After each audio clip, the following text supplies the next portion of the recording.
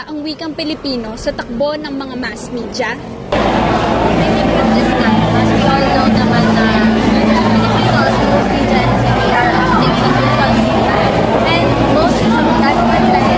But I think Filipino language is really necessary pa rin at this point kasi hindi lang naman mga we can say na hindi lahat ng Filipino or gumagamit or nakakarinig ng mass media is nakakaintindi ng English. So yung Filipino language is nakakasabay pa rin talaga siya and it is really important to use and we should not let it die.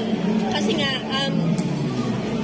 mostly sa mga Pilipino talaga, it's not, hindi naman first ang English na language natin. So at this point, it is part na, it is really important and nakakasabay talaga yung Filipino language.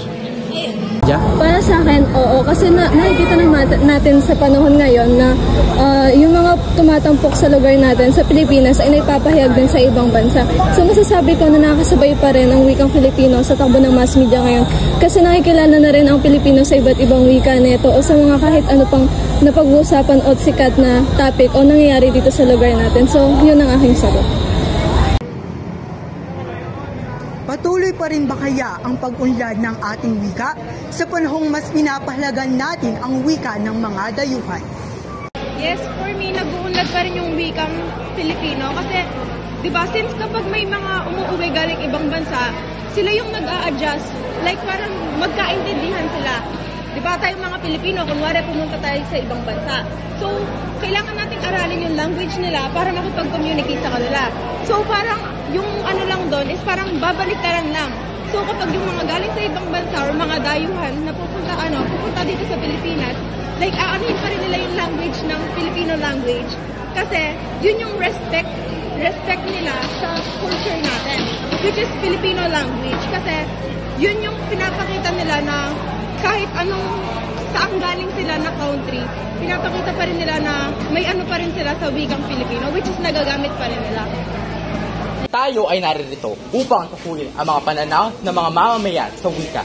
Kung ito ba ay nakakasabay o hindi sa mass media. Oo, nakakasabay siya dahil ginagamit din natin ito para makapag-communicate sa social media at kahit anong klaseng communication yan, nakakasabay pa rin.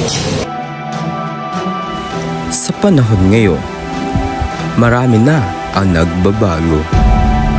Ngunit, isa lamang ang aking sigurado na ang sitwasyong pangwika sa mass media, mapatelebisyon,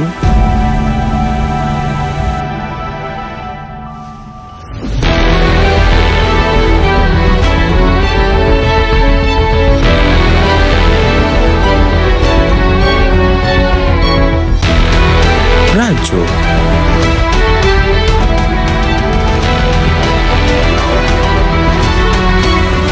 at pahayagan.